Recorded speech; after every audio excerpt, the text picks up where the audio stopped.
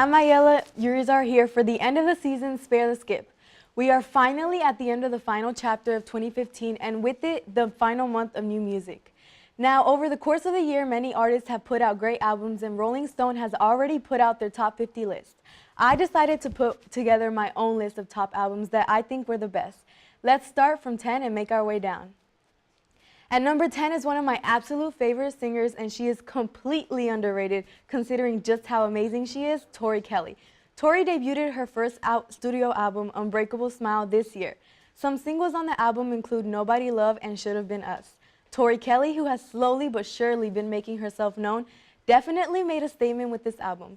Her voice is the strongest weapon of all. Man, can she hit those notes.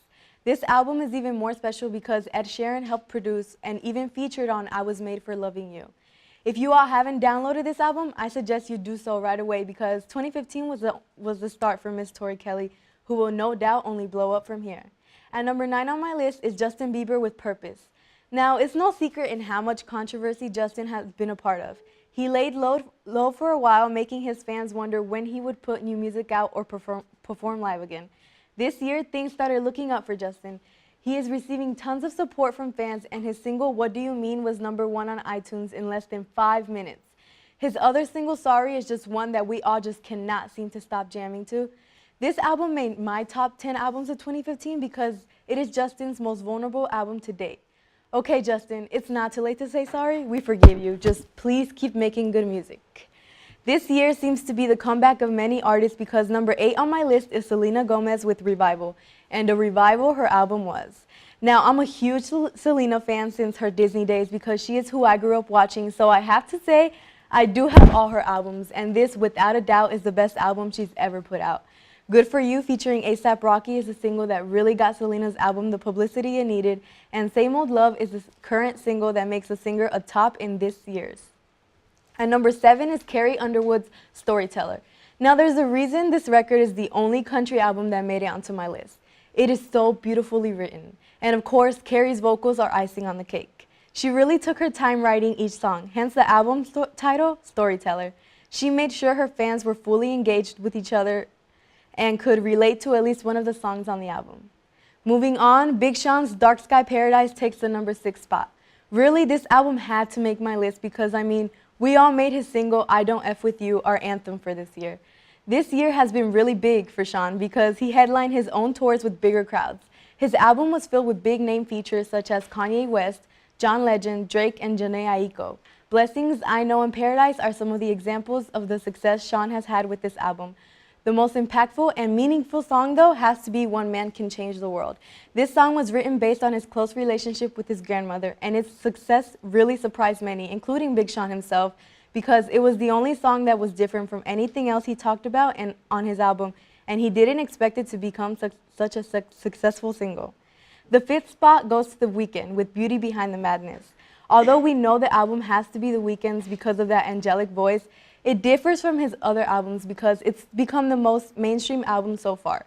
It has hits like Can't Feel My Face and The Hills. It also features a song with the lovely Lana Del Rey, Prisoner, and with the talented Ed Sheeran called Dark Times. The Weeknd adds a pop feel to his sound while still holding onto the soulful R&B sound he possesses. This album was a must-have on my list. The 4th spot goes to Future and Drake with What a Time to Be Alive. Everyone around went crazy when they put this collab out because, can it be any more hype than them? The only other collab that would have beat them for sure are Kendrick Lamar and J. Cole, which, by the way, we're still waiting for. But anyways, Drake and Future really put out a hype album with songs like Jumpman and Scholarships, amongst others.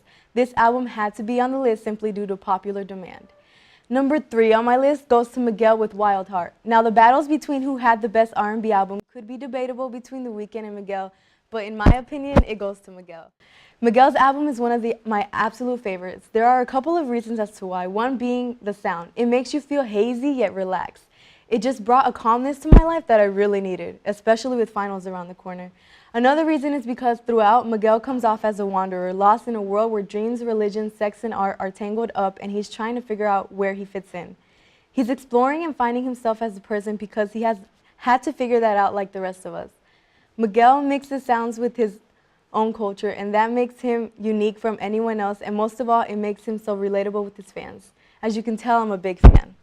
The runner-up to list goes to Kendrick Lamar with To Pimp a Butterfly. This album is truly one of the greatest to be put out. Musically, lyrically, and emotionally, this album tugged at everything we are.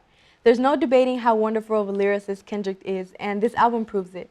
Kendrick is a rapper who is not understood by everyone because he's that good, but he's also a rapper who uses his platform to bring awareness to certain situations. As Rolling Stone, who actually named his album #1 on their list, said, and I quote, "It is the year's most bumptious party music and its most gripping therapy session."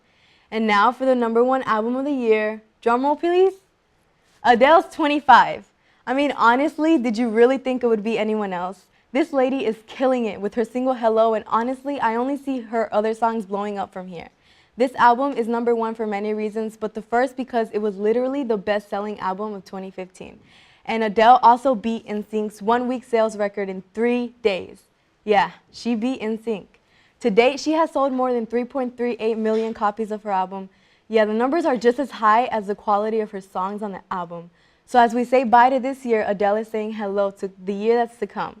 Well, everyone, it was nice sharing this with you all. That's all for the segment. After the break, we'll get into Coffee and Couture.